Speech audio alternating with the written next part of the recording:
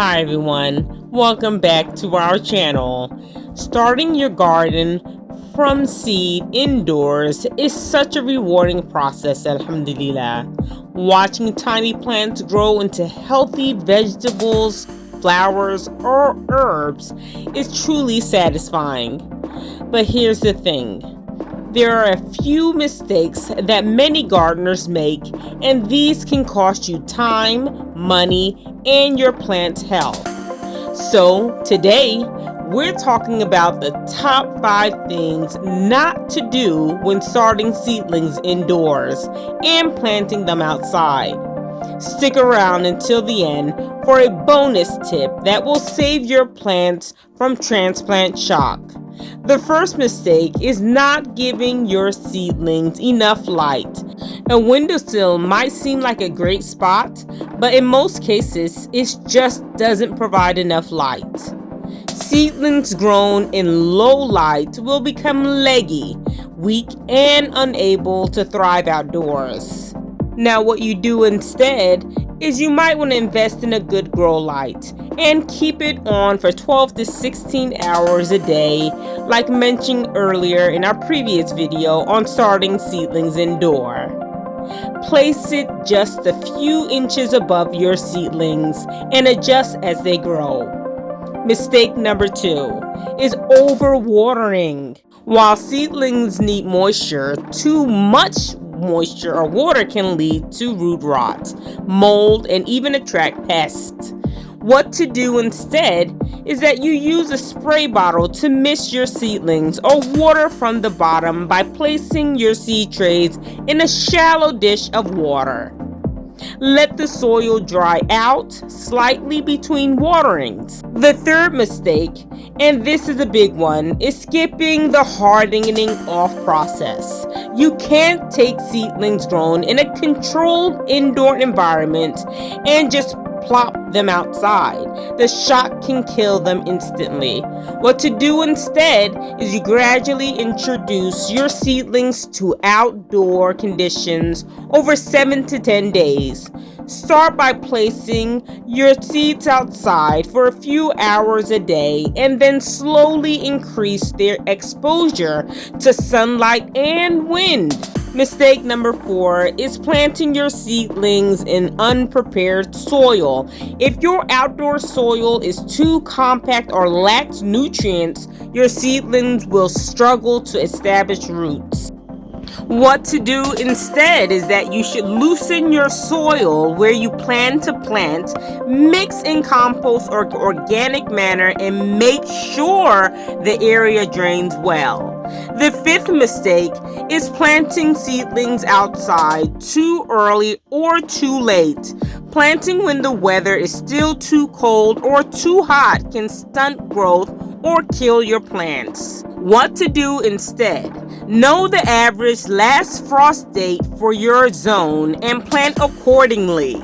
Check the weather forecasts for unexpected cold snaps and be ready to cover your seedlings if needed. Now, before we get to the bonus tip, let's talk about how to prepare certain types of seeds before planting. Some seeds need a little extra care to ensure good germination rates. Here are a few methods for different types of seeds. Soaking seeds. Some seeds like peas and beans and spinach have hard outer shells that can slow down germination. Now, soaking them in warm water for 8 to 12 hours before planting helps soften the outer shell and speeds up sprouting. Just be careful not to soak them too long as they can rot. Scarifying seeds. Seeds with extremely tough outer shells like watermelon or morning glories benefit greatly from scarification. This involves gently nicking the outer shell with sandpaper or a nail file to help water penetrate certain seeds. Like apple, peach, or lavender, need a period of cold to mimic winter conditions before they germinate.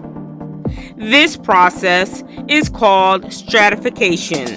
To do this, place your seeds in a damp paper towel, seal them in a plastic bag, and you want to store them in the fridge for 4 to 8 weeks.